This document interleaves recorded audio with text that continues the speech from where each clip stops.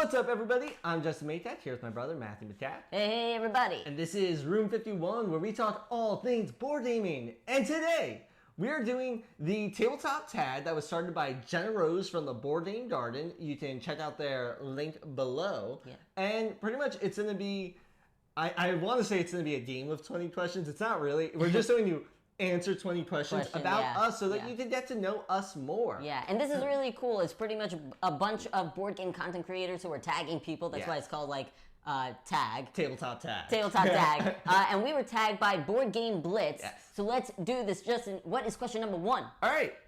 Matthew. Name, age, and location. My name is Matthew Makak. My age is 29. Location, born and raised in Brooklyn. Whoop, whoop. All right, very cool. I am Justin Reject John Dominic Makak. I am proud of all my middle names, especially though Reject, because all Turkish people pretty much call me Reject if they're from Turkey usually. That's how I introduce myself to them. But I go by Justin here, obviously. Yeah. And I am 24 years old, and same as you, born and raised in Brooklyn, New York. All right. I'll give my Turkish name, Nezaket. Let's go. Favorite childhood board game? I think that my favorite childhood board game, I want to say Clue. There was a moment where Mall Madness was really hitting it for me. Okay. But overall, I think Clue was my thing. Gotcha, okay. I would probably go with Risk. The board always enamored me, so I was always very happy to play Risk. But what was that game with the DVD? Atmosphere. Atmosphere. I really liked that when we got it. Yeah. So yeah, Atmosphere is also there for me. When did you really get into the board game hobby? I mean, I've been watching board game content since I was 18, so about 11 years. But I didn't actually start playing and buying and collecting board games. Not that you have to collect board games to be in the board game hobby. Fair. When I was about to go into grad school, actually. Yes. Yeah, so that was in 2017. Yes, it was. Was it 20? Yes. No, it had to be earlier than that. 2016? You had bought Pandemic. I bought Pandemic and everything, but I feel like the crux of it was when I bought Shadows over Camelot. Right. And that was in 2017 when I made the decision, I'm going to go head deep into this hobby because I really want to. Gotcha, okay. When was our first PAX? 2018? 19? Maybe 2019. 2019, yeah. It was right after our first PAX, so it probably would have been 2020 because PAX is in December for me. Because really in PAX, I played Village Pillage with Tom Vassell, Sabrina, my fiance, and a couple of other people. Yeah. And while playing that, so me and you obviously had been playing board games a bit. You're the reason I went to that con. But while playing that, the whole hobby finally hit me. I got it. I was like, oh, this is fun. We're playing this simple game, and it's just fun. I know Matthew was very angry about that story because we did play a lot of games. Matthew was always pushing board games. And obviously that's what actually got me into the hobby. But that for me was the tipping point, was playing Village Pillage. Oh, you need a Tom Vassell to play with. What can I say? All right, well, first game you purchased, and do you still own that game? Hobby board game, yes. I think the first game, I think we purchased Battlestar Galactica, the board game, before Pandemic. You might be right about that. I think so. You're right about that. Yeah, and we do still own it, and I adore that game. And that needs to hit the table a lot. It used to hit the table all the time. That's true. And it never does now. But I would really like to play it again. Yeah, nice. I have no idea what was the first board game I purchased. One of my earlier distinct memories of purchasing a board game was 1775 Rebellion. Okay. I remember watching Tom's review multiple times. I was very nervous to pull the trigger. And I bought it. I still own it. I love that game. Yeah. But I don't think that was my first one. I don't recall what my first one was. Yeah, no, I'm not sure. I know Dungeons and Dragons and everything, but no, I think it was Battlestar Galactica. This was before we really got into the hobby and everything even. I didn't even see a review on Battle. I just liked the show. Right, yeah, you wanted to. I got real lucky that game was actually good. Yeah, that's a good point. All right, very cool. Any hobbies other than board games? Oh my gosh, I feel like I have a ton of hobbies. I do too, but you just blanked when you did ask that question. I know. Well, for both of us, video games. Both Video of us games love for video sure, games, yeah. for We sure. love playing video games. I love art. I love painting true. and stuff. Painting miniatures, painting abstract paintings, spray paint art, all that kind of stuff. Yeah. I really like doing that. We both also love sports. We love Yeah, playing sports. I that's love true. watching sports. I love watching like Formula One, baseball, football. Yeah. I've fallen off a bit. I used to love watching sports. I don't love it as much anymore. I much prefer playing it recreationally But at we this both point. still enjoy playing sports for sure. Yeah, we both tennis is my definitely still favorite do. one to play. Right. I feel like there's one that I'm missing. I enjoy cycling. things History. Like that. Oh, I do. That is true. I do consider history a bit of a hobby of mine. That's true. Honestly, I also find a hobby to be, we both like, I think especially me, I think you do too. I love watching cartoons. Yeah, that's true. I do enjoy watching cartoons. Yeah, and anime. And anime, yeah. Mostly cartoons at this point. There was a point where I was watching a lot of anime. Very cool. Your breakthrough game. Like the game that got us into the hobby? I'm guessing so. I mean, technically, I think for both of us, it was Dungeons and Dragons was the start for us. And then after that, it was, BSG and then Pandemic. Yeah. I guess really though, Shadows over Camelot would be both of our breakthrough. Yeah, because that was the moment where I specifically made the decision. I am getting into this. I've been wanting to play all these amazing games that are being spoken about by these content creators. I need to get in on that. Yeah, I would count myself also for Shadows. We played that a lot. That was like a hobby game that definitely made me much more aware of what games can do. Like BSG, obviously, and Pandemic for sure, but Shadows over Camelot, that was a big one. Yeah. But I would say, like, if I was going to name the breakthrough game, it would have been Dungeons and Dragons. Yeah. Because that showed me, like, a whole new world. Yeah, D&D, I'm with you. D&D, it has... I think D&D has had a profound impact on both of our lives. I would say, I would argue that. All right, cool. So, a theme that always draws you in. For me, history, I think. History tends to just, I'm interested. Whenever it's a historically themed game, I'm at least somewhat interested. It depends on the area of history, but. I think for me, it's fantasy or space. Not sci-fi. Well, yes, sci-fi, but specifically like space sci-fi. Sure.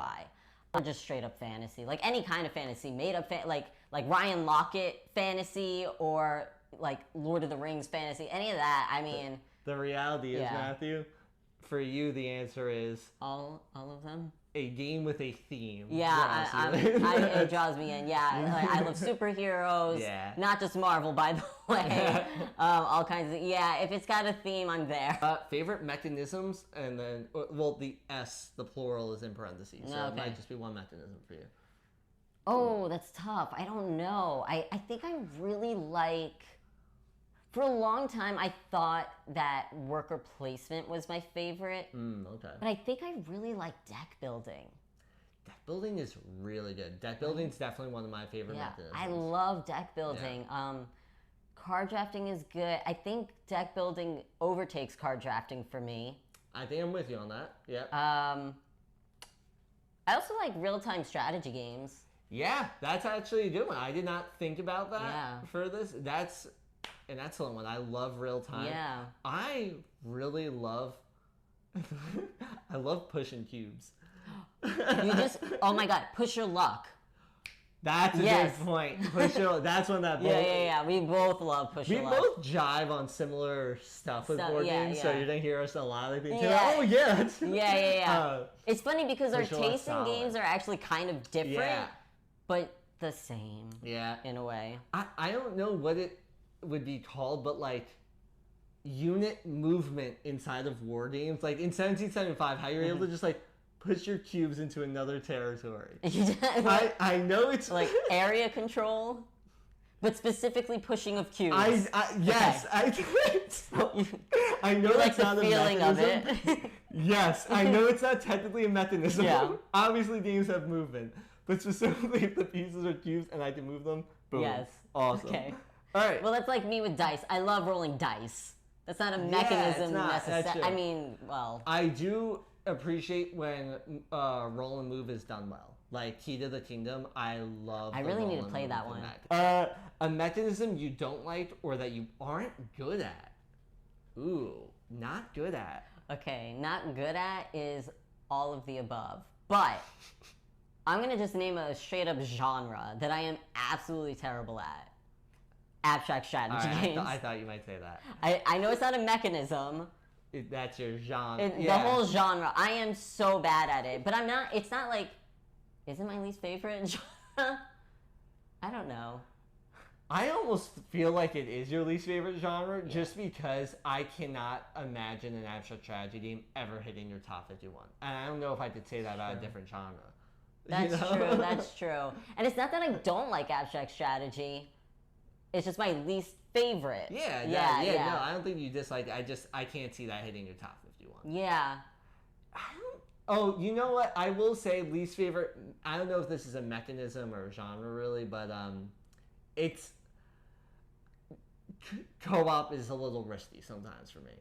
That's Co-op, a genre. Yeah, that is a whole genre, right? Yeah. I thought so. Yeah, co-op has just a little bit of... It's more likely that I will dislike a longer co-op than a longer competitive game, but I still enjoy co-ops.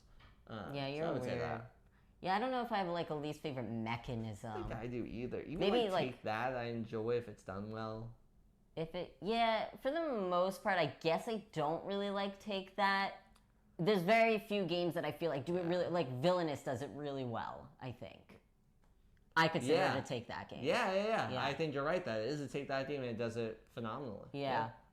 I agree with But that. I would say probably overall, that's probably my least favorite mechanism.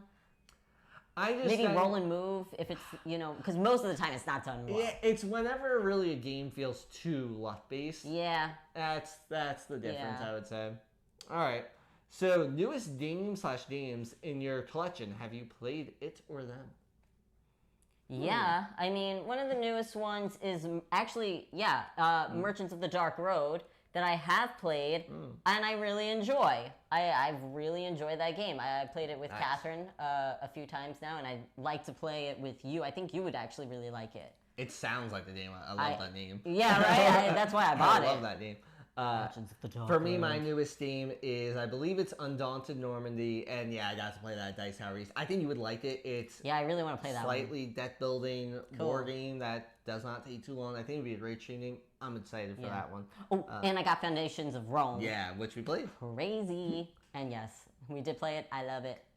Favorite player count. Now, I'm going to interpret that as favorite player count at your table. Like, this is the amount of people you want there. Generally speaking. Or do you think it means the favorite player count that a game does? I'm assuming your favorite player count to play a game at. Yeah, right. I guess it depends on the game. I would does. say normally 4, unless the game calls for 5. Yeah. I feel like 4 or 5 is like my sweet spot. Yeah, I actually will even lump 3 in there. 3 does knock out some games for sure, but I find that a lot of 2 to 4 player games play really nicely at 3, and they tend to go a bit quicker than at 4, but like quicker in a good way, you know? I would extend that range 3 to 5, but I agree, if I had to choose one number, 4 is the sweet spot for most board games. Yeah. There's some games though, like you need 5. What is your board game pet peeve? Oh my god, I know one. Hit me with it. And it has to do with content creators. Oh boy, let's hear it. I cannot stand, I was thinking about this the other day. I can't stand when people, first of all, compare 2 games that shouldn't really be compared. But no, my actual pet peeve is like, oh, this is that board game killer.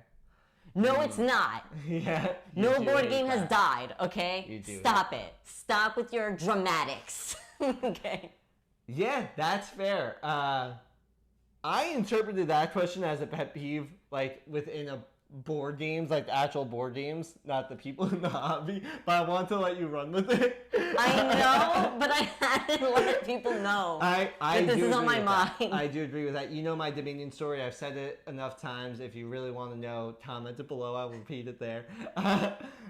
I agree with that. People are too harsh Can't sometimes. stand it. For me, my board game pet peeve in terms of board games, bad rulebooks and lack of player aids when there should be a player aid. Those two Oh my things. god. The player aid. Yeah, if we're going to talk about actual board games, player aids. Make it easier to play your game, please. Please. Bad rule books. I just want to say one thing. I'm sorry. I know I'm going too long now.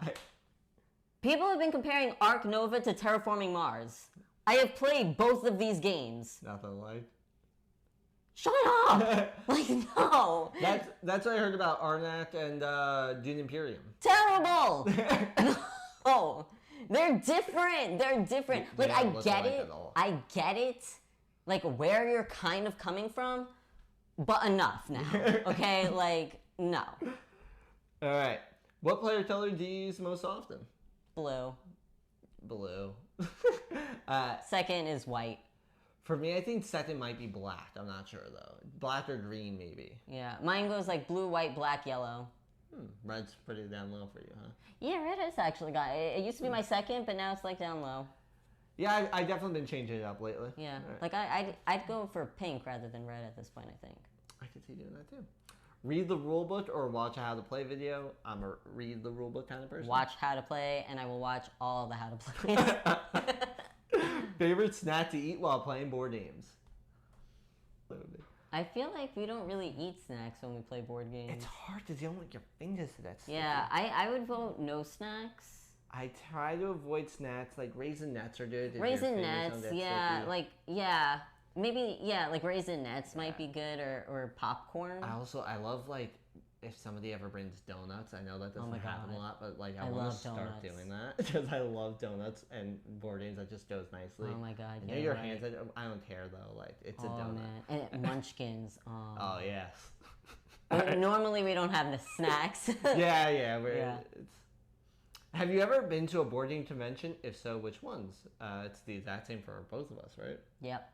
All right, so Pats Unplugged and Dice Hour East. Yeah, that's about it. You are pretty much a definite for Dice Hour West, I believe, and I believe I'm a maybe right now.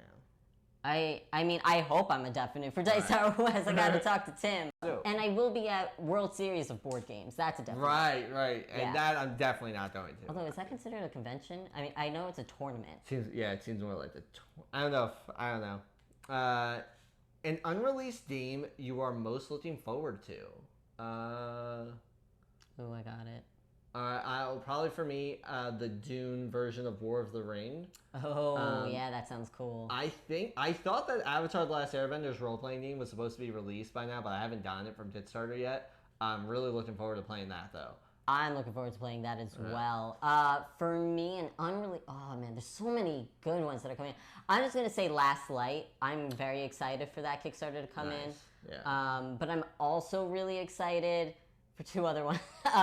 Seventh Citadel. Oh, okay, yep. And Sleeping Gods, or Sleeping Gods, the sequel, like In the Sky or whatever it's called. Oh, okay, nice. Yeah, because I really like Sleeping Gods, so Ryan Lockett just has my heart. Nice. All right. Open and punch a game right when you get it, or wait until you play it for the first time?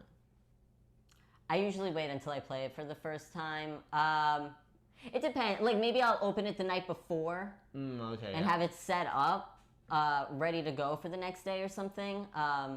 That's usually what I do. Like, yeah, it's not usually, like, right when I'm going to play it first. But I definitely don't open up a game and then just let it sit there. It'll be in shrink, and it'll sit there. Yeah, I'm the opposite. I tend to open it pretty soon after. Yeah, I know. Yeah. I used to, but now I get way too many games too quickly that I'm like, I want to keep it in shrink, so I feel guilty about it. Make yourself feel bad about it. I like that. All right, and last question. Others you would like to see do this tag? Oh. We should prepare the list. We should have. Definitely Panic Games. Panic Games. Dr. Nate. Dr. Nate. Though I'm not sure if he's been tagged already. I don't know if Dr. Nate's already done. But Dr. Nate for sure. For sure, yes. So yeah, Panic Games, Dr. Nate. I saw Rolling with Rock was already tagged. Dutch Yoda, if he hasn't been tagged. Yes. Dutch Yoda. I think Phantom Meeple was tagged. Okay. If not Phantom Meeple. We're just gonna everybody who wasn't tagged. Jen the Board Game Librarian. Yeah, Jen the Board Game Librarian. Jess CCG. Yeah, I think Jess was tagged by Board Game Blitz. Dang it. They just tagged everybody. What the heck? Jamie Stegmaier. Shoot, Benita Tay was tagged. Jamie Stegmaier. Jamie Stedmeyer, yeah. Jamie Stedmeyer, He's a you are content creator. tagged. Boom. Boom, baby. All right. We said it, so it shall be done. Slivers. Slivers, too. I'm calling out Slivers. Yeah. You know why I'm calling out Slivers? Tell me. He lied and said it was his birthday, so we played Scooby-Doo Haunted Mansion. Yeah. And it wasn't his birthday. And that took 3 streams. 3 streams for Scooby-Doo. We were just dying. That game was way too hard. That was not for children. It really did make it very difficult, though, when I didn't take everything out Yeah, of the because you're envelope. dumb, man. Like, how? That made it really That made it, like, extreme. We ate so many Scooby snacks.